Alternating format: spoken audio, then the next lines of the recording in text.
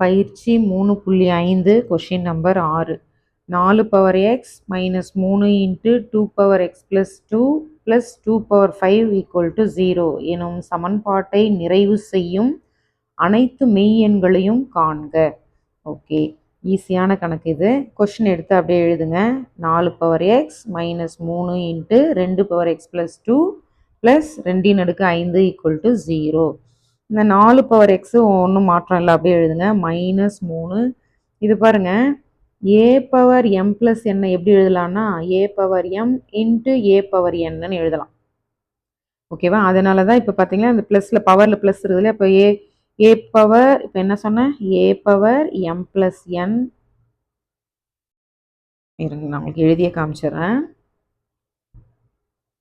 A power M plus என்னன்னு இருந்தால் அது எப்படி எழுதலாம்னா a power M into a power என்னன்னு எழுதலாம். இது வந்து ஃபார்முலா.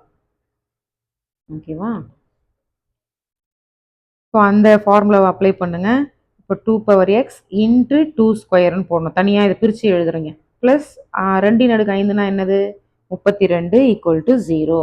இது 4 பவர் எக்ஸ் அப்படியே இருக்கும். இங்கே பாருங்களேன், இந்த 2 ஸ்கொயர் பண்ணால் என்ன வரும், 4. இந்த 4 3ஓட பெருக்குனா 12 இன்ட்டு 2 பவர் எக்ஸ். இந்த ப்ளஸ் 32 அப்படியே வரும், ஈக்குவல் டு 0 அப்படியே வரும். இப்போ இந்த 4 என்ன பண்ணுறேன், 2 ஸ்கொயர்னு எழுதுறேன். ஓகேவா? 4 2 ஸ்கொயர், இந்த பவரில் இருக்கிற எக்ஸ் அப்படியே இருக்கும். Minus 12 into 2 power x plus 32 equal to 0. இப்போ இதை வந்து மாற்றி எழுதலாம். இந்த எக்ஸை உள்ளே போட்டு பவர் மேலே போட்டுடலாம். அதாவது ஏ பவர் எம் பவர் என்னனாலும் ஒன்று தான், ஏ பவர் என் பவர் எம்னாலே ஒன்று தான். எப்படியும் பெருகுனா உங்களுக்கு ஏ பவர் எம்என்னு தான் வரப்போகுது இல்லையா? அதனால எக்ஸை உள்ளேயும் 2 வெளியில் எடுக்கிறேன். ஏன்னா அது பாருங்க இதே மாதிரி வரணும் இல்லையா, அதுக்காக மாத்திரேன். Minus 12 2 power x plus 32 equal to 0. இப்போ இங்கேயும் 2 பவர் எக்ஸ் இருக்குது, இங்கேயும் 2 பவர் எக்ஸ் இருக்குது. ஸோ உடனே அதுக்கு பேர் வச்சிடலாம் ஒய் என்க. இப்போ 2 பவர் எக்ஸ் வர்றதுக்கு பதிலாக என்னது, ஒய். மேலே ஸ்கொயர்னால y square. Minus 12 2 power x பதிலாக ஒய் எழுதுறீங்க. இந்த ப்ளஸ் 32 ஈக்குவல் டு 0 அப்படியே எழுதுறீங்க.